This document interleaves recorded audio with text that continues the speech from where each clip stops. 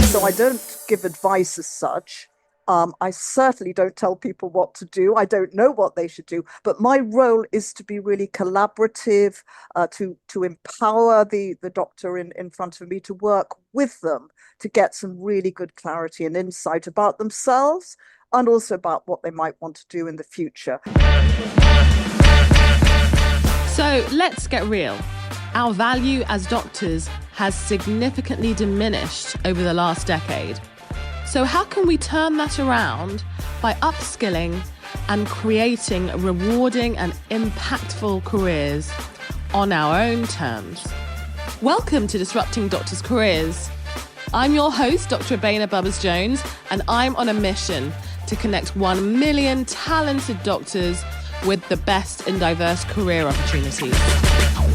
Welcome back to another episode of Disrupting Doctors' Careers. I am your host, still Abeyna Bubbers-Jones, and founder of Medic Footprints.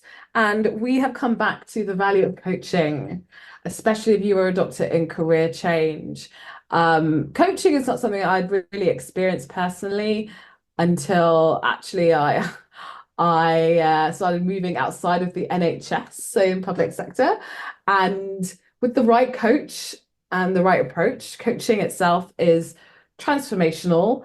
And it's something that I believe that every doctor should have right at the beginning of their career, not when they're looking to change careers, even before they even decide to do medicine. But no, that's by the by. So today we're going to talk more about the value of coaching as a doctor in and beyond traditional clinical medical pathways, and also some of the common challenges that doctors face in that journey and how coaching can be a really great value add to kind of really getting through some of those blockers.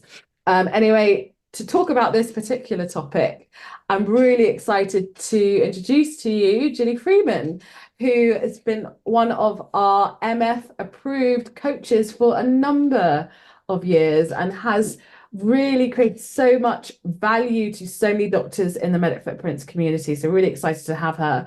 So she is an executive career coach, specializing in doctors, but also sees other people. And so she has a wealth of information and knowledge and expertise to share on this particular topic. So welcome, Gilly. Thank you so much for joining me in this conversation today.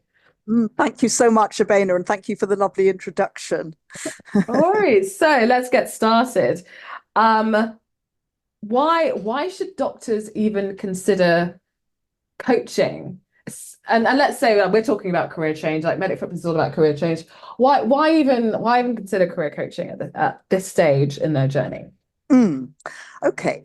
Well, of course, it does depend what stage they're at, but my experience of coaching a huge number of doctors and helping them with their careers is that they really value having a safe, confidential space in which to really be able to talk about some of their concerns, to talk about, what might be their key skills and strengths, what sort of specialty might they want to do next if they're in that position of choosing a specialty, perhaps looking at doing some different specialty, or increasingly popular doing kind of portfolio where they might be doing some research, doing a PhD, but going part-time. And then, of course, really importantly, seeing some doctors who feel burnt out, disillusioned, and really unclear about whether they want to stay in medicine or not. And I'm increasingly seeing some doctors in that category. Yeah, I mean, like we're in the business of that. And actually, this is one of the reasons why I set up Medic Footprints over 10 years ago, is because I had that same question as to why did I even choose medicine in the first place? Is this something I want to continue doing? And don't get me wrong, I still ask that same question today. I'm always reevaluating. Do I still want to continue with my clinical practice? Am I doing the right thing, etc., etc.? And having a coach for that is a really important part of that decision-making process. So you mentioned a whole number of different things. I'd love to hear from you. What differs when it comes to the expectation that doctors have when they come to coaching and what they actually get? That makes any sense. Yeah, it's a really important point, actually, Abeyna, because, to make it very clear what I do and don't do, so I don't give advice as such. I certainly don't tell people what to do. I don't know what they should do, but my role is to be really collaborative, to empower the doctor in front of me, to work with them to get some really good clarity and insight about themselves and also about what they might want to do in the future. Of course, there's a place for me helping doctors to identify good resources where they could get the information they need. And of course, one of the most important ways of getting information at that stage of the journey is to talk to people and, use a whole range of resources to identify the people they could talk to, including, of course, LinkedIn. But I certainly make clear I'm not advising, I'm not telling, I'm working really collaboratively. And I like that word because we work together on you, the doctor, and then on what, you might want to do and what changes you might want to make. Sure. I mean, I'd love to hear from you. Like, why did you get into coaching and why doctors? Why is that an interest for Oh, you? okay, that's a great question. Well, I mean, I have been in the world of career coaching and more recently coaching as such for the last, what would I say, the last 30 years. Wow. I have a long Long history of history. doing this work. Why I was interested? I come from a very medical family. My father was a doctor. Both my grandfathers were doctors. Wow. My husband's parents were both doctors, and my brother is an infectious diseases consultant. So, I've been brought up in that context and environment. Unfortunately, I didn't have the sciences to be a doctor I was going to myself. say, why aren't you a doctor? Would have been inevitable, right? I didn't really have the sciences, but I love working in the context and environment of medicine.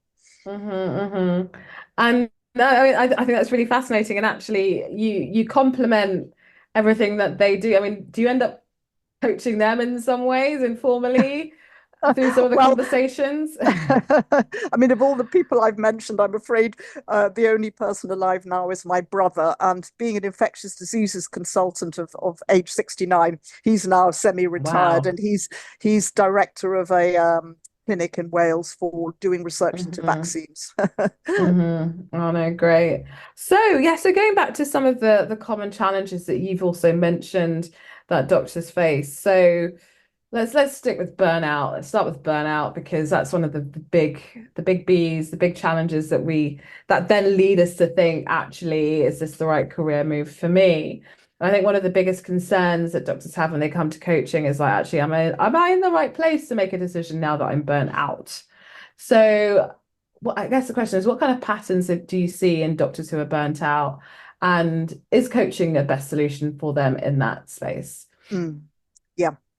So, in terms of patterns, I often see doctors actually before burnout, fortunately, but they in those sorts of cases, they're perhaps beginning to lose some sense of achievement, some sense of really doing the work that they want to do.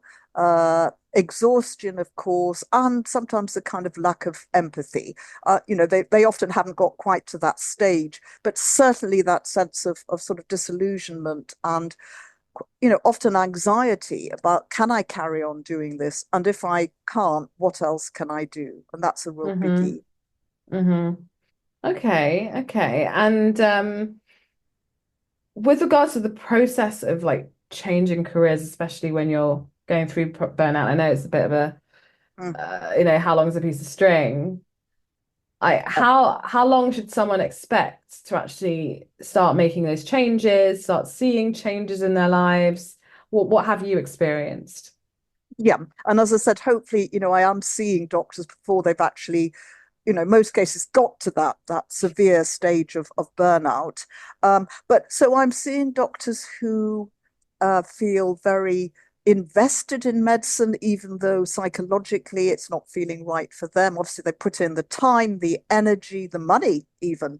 There are often expectations around them to stay in medicine. So, I don't want to disappoint mum and dad, or my peers are saying, well, it'll probably just get better, so stick with it. So I'm talking here about quite a lot of the factors which could keep people unhappily in medicine for too long. And a typical sort of comment that I hear is, well, I thought I'd just do that exam and I'll just do that rotation, and hopefully it'll get better. And then suddenly it feels almost too late. It feels like they're really stuck. They should have made a move earlier. Can they make a move now? So those, I would say, a lot of the factors that kind of militate against their feeling they can move outside medicine.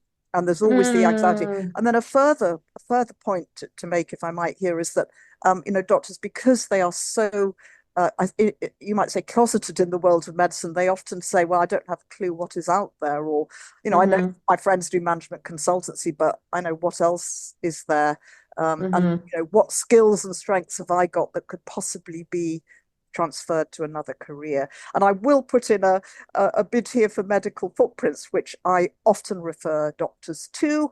I would say there are three huge advantages here. One is they begin to see how they could apply their skills and strengths to other areas. And secondly, they see that doctors have actually moved out of medicine, often to doing something related or alternative, but doctors do make the move.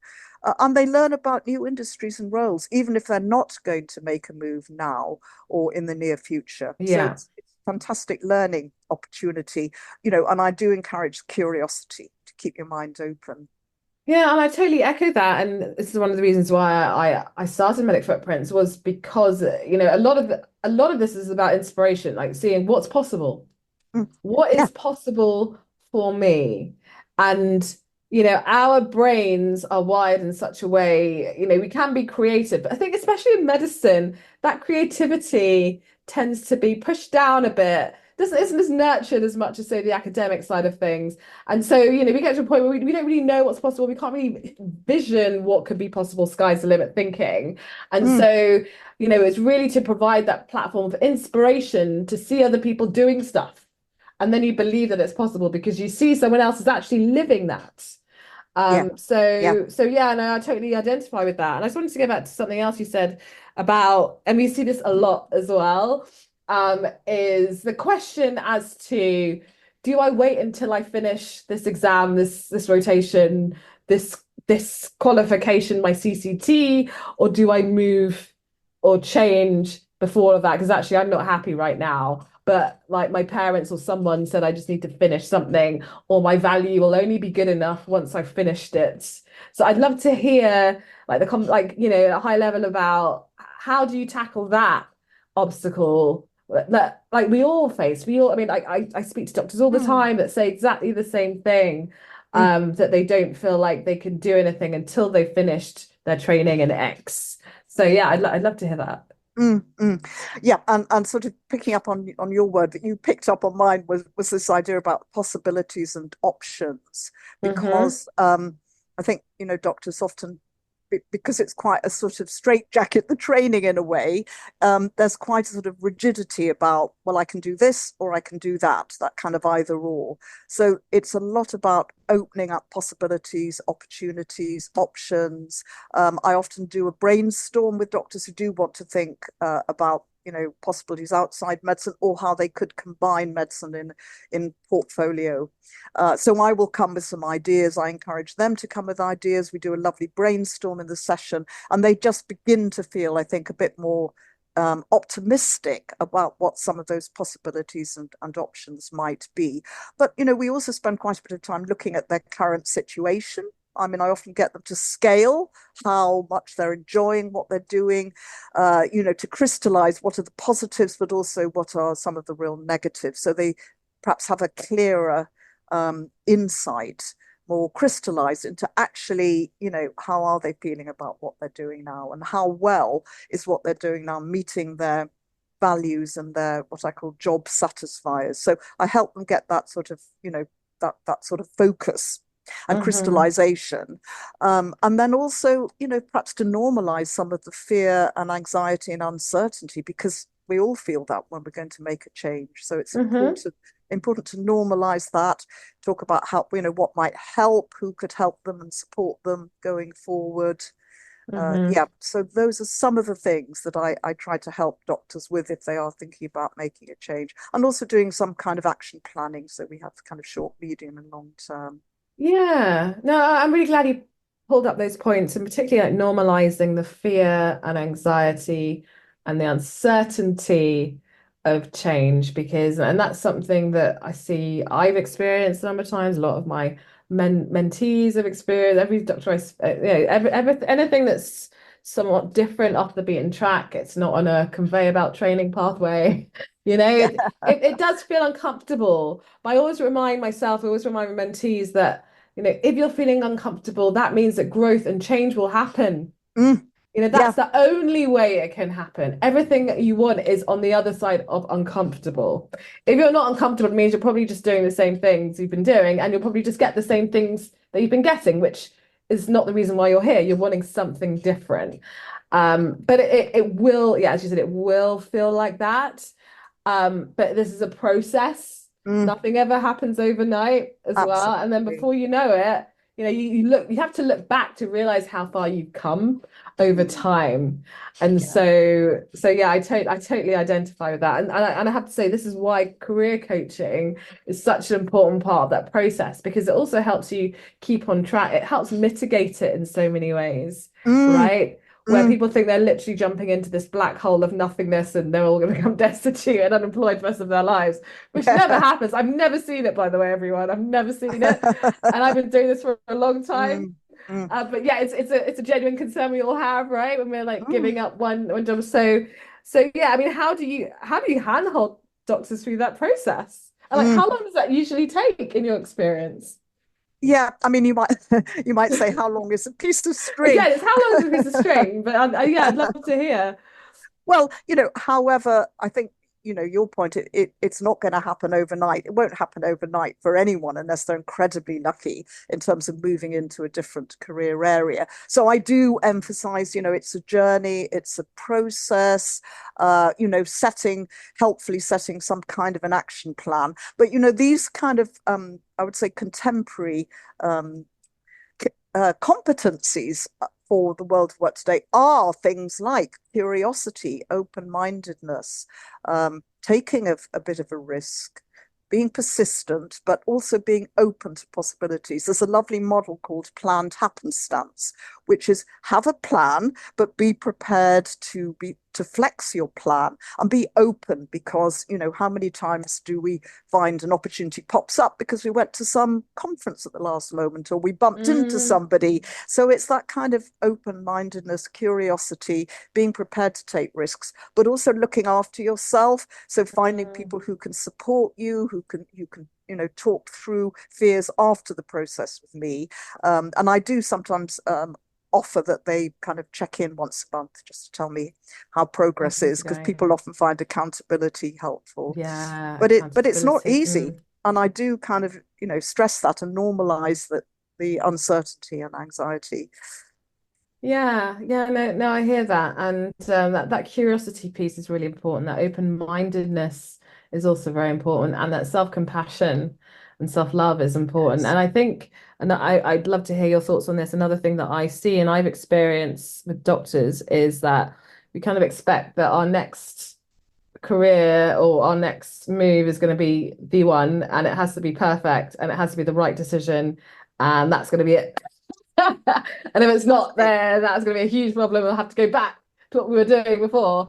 Again, which is never the case. And Mm, again, it's getting into that kind of open-minded mindset. Oh, actually, I'm curious. I this seems interesting. I'm going to give it a go, and I'm going to mhm, give myself a certain time frame to really experience it. If it doesn't work, then I'm going to move on to something else, rather mm, than I'm going to have to pick this, and this is going to have to be it for the rest of it. Otherwise, I've failed. And I see that particularly when doctors moving into industry, thinking, oh, health tech, pharma, consulting, I'll just go for this, and that will be my career for the rest of my life, and it has to be right. And I'm like, you don't really know what's going to be right. You know what feels right now, mm. and that's what really you should be leaning towards. Yes. And you're Yeah. you're never going to have the full 100% guarantee stamp that goes with it. Mm, But really, really like lean into your intuition. That's another thing that we don't really keep in touch with that much anymore. Your mm, intuition as to what feels right for you. Explore it. If it goes well, great. If it doesn't go well, great. You've learned a lot. mm. Use those skills to then go for something else. So yeah, I'd Yeah. love to hear from you on that. Yeah. Yeah, no, I absolutely agree with what you said there, Abeyna, because there is this sense, the either or, as I mentioned, either it's perfect or it's hopeless. And either I can do that or I can't do anything. So that I Yeah. try and disabuse them of that kind of notion. There's also this very helpful notion of stepping stone type roles, so perhaps Yeah. moving into pharma, doing something that isn't necessarily what you want to end up doing ultimately, but, stepping stone, or a smaller farmer but eventually want to move into one of the big five, or whatever. So yeah, so getting rid of that notion of right and wrong, stepping stones really helpful, and doing some really good investigation and research into a few different areas. So I often set with doctors an action plan for doing good research. How do you do it? What are you going to do? And getting out there. It's so important to get out there and talk to people. There's a brilliant book by Professor Ibarra called Working Identities. It's such a good book. I do recommend often doctors to read that.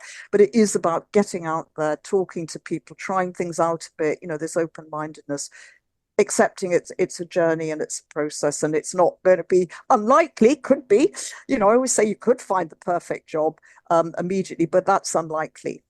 Yeah. And it's often keeping your hand in with medicine a bit as well, so you don't feel completely adrift and in limbo. So maybe doing some locums whilst you're researching another area, or maybe going less than full time. So because that can give you a bit more kind of an anchor to start with. So for some people, Yeah. No, brilliant. So mindset, we've touched upon it, but let's go a little bit deeper when it comes to the mindset and career change.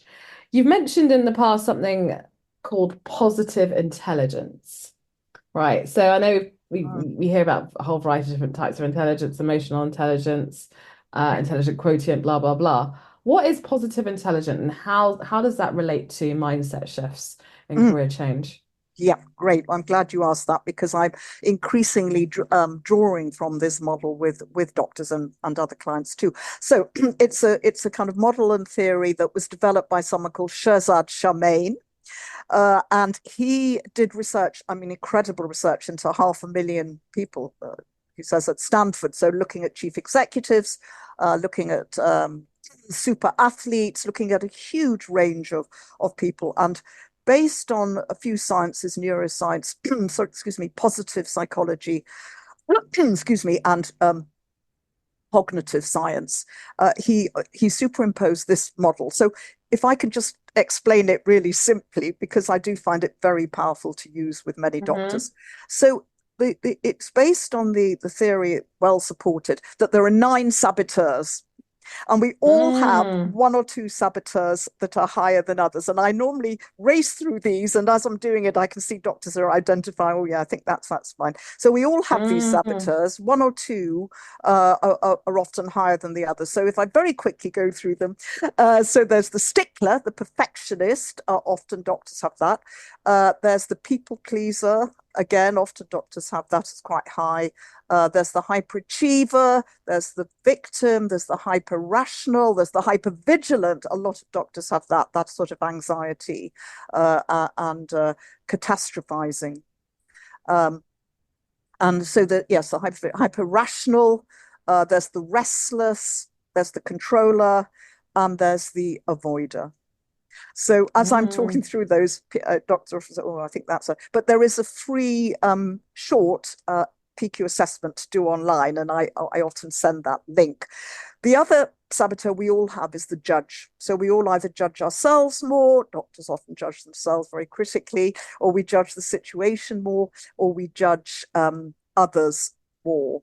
So these saboteurs, they lie to us. So they tell us lies. We've developed these saboteurs through kind of early childhood and sort of surviving coping strategies, but we don't need them now. So Hmm. Hmm. I can go on, but I'll pause here. Mm, mm. No, I think that's really interesting actually, and just the idea of self-sabotaging is something that I've really been looking into more on a personal level Okay. recently, and just looking at some of the, because like, you're not really aware that you're sabotaging yourself because it's yourself, No. right? Yeah. And then I've done a lot of personal work recently and realizing actually how much I'd been sabotaging my own growth.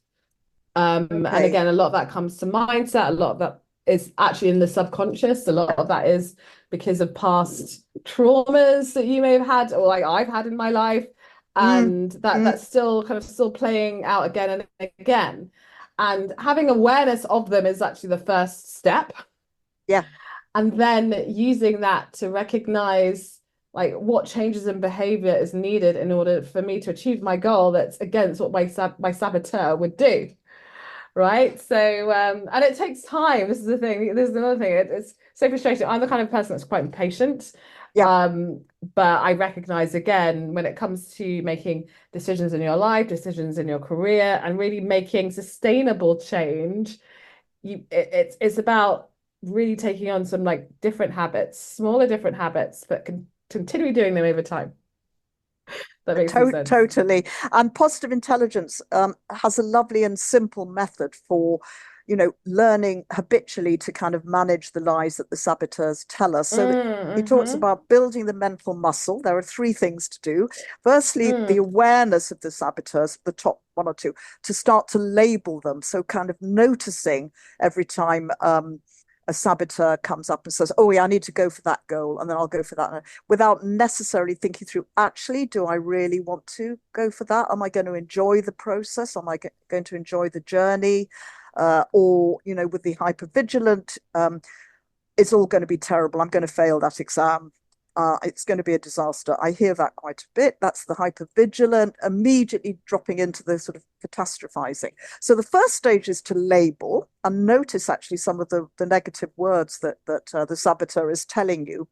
The second one is, and this is very powerful, to do what he calls PQ reps. So these are little mindful exercises. And the idea is, and I often get doctors to do this, to do up to 15 minutes a day of these little mindful exercises. So it's anything that takes you out of your head and into your senses. And you can integrate these into your daily routine. So it doesn't have to take up lots of extra time. So just, when you're washing your hands, you notice the temperature of the water, you notice the feel of the water on your hands. You just, for a few seconds, actually, when you're drinking your water, you just notice the feel and the texture of the container. You notice the temperature, and then you notice how it feels when you drink the water. So I encourage doctors to integrate these into their routines so it doesn't, add extra burden. And to do it habitually, so that when you're in a stressful situation, you can just flip into using one of these PQ reps. It doesn't have to be noticeable. It could be, just literally staring at something for a few seconds, just to get you out of your head. And the third bit of the model is it moves you into what he calls the sage, the wise side of your brain. And by doing these PQ reps, you're strengthening your neural pathways. And from this sage perspective, you feel grounded, you feel that you can still the mind and the ruminations and just take a new perspective, because the saboteurs are linked to negative emotions. So just doing that can pause you, get you into the perspective, you stand back, and then you can use some of the positive emotions and from a grounded perspective. Yeah, no, that makes absolute sense. That sounds like a really valuable tool for pretty much anyone, it sounds like. Yeah. Especially dealing with those stressful situations. And so the last point is really tips. From all of your 30 years of experience, working as a career coach and with doctors, what are the top tips that you would offer doctors who are listening to this and thinking, hey, I'm stuck. I've got no idea what I want to do moving forward? Because actually, the research that we've done this year, most of the doctors in our community just don't know what to do. They know what they don't want, they don't know what they want, and they're otherwise lost. So what tips would you give them in their own career journey moving forward? Well, I would say come and see a good career coach. That would be one major tip, because it's quite hard to do this on your own. And I will just say, on your own, people can either take a scattergun approach. Well, I could do this, but then I could do that. I could, but I don't know what to do. Or either I do this or I can't do anything. So those are really unhelpful strategies that often doctors or anyone really can end up doing if they're on their own. But a key tip for all doctors really is self-compassion. It's really, really important to be looking after yourself and turning the wonderful compassion that so many doctors have towards their patients inward, and really being kind to themselves, and then taking more of a realistic look at, well, I really do have these skills and strengths. I really have achieved this, that, and the other. And being kind, I'm really unhappy doing what I'm doing. Why shouldn't I? I've got to work for the next 40 years of my life, whatever. Why shouldn't I enjoy what I'm doing? And if this is not working for me and not suiting me, why shouldn't I give myself new opportunities? Yeah, no, absolutely. Be kind to yourself. That is one of the top ones that I would have said as well. That self-compassion piece. Look after yourself. Yeah, and find a great coach, and don't do it on your own. This is the interesting thing. I mean, obviously we've built this huge community of Medic Footprints, but the reality is most doctors going through this, it does feel so lonely. Regardless of if you can talk to other people, you are on your own personal journey. But this is life stuff. This is what makes life, right? And it's through this learning and through this process that the opportunities that you'll find beyond it will be limitless. Absolutely. And I love the word life stuff. And I always say, we're looking at your career, but it's in the context of your whole life. You can't separate the two. So, it's an invitation to look holistically. Brilliant. Well, thank you so much for your time, Gilly. As I said, you've done such amazing work with our community so far, and I know you continue to do so. Obviously, you're on our website on the medicfootprints.org/coaches, but how else can doctors reach out to you if they want to, test the waters, so to speak? Yeah, definitely. Is that a question? Are you asking me? That is an actual question. Yeah. How do they best reach out to you in yes, other ways? Thank you for that. Yes. Yeah, well, I have a website, which is Reignite Careers. But basically it's easier really just to email me, and that's normally how people do that, which is gilly.careers@gmail.com. Awesome. That's GILLY.careers@gmail.com. Brilliant. Well, thank you, and continue to do the amazing work that you're doing in our community. Thanks, Gilly. Thank you so much for inviting me, Abeyna. Thank you.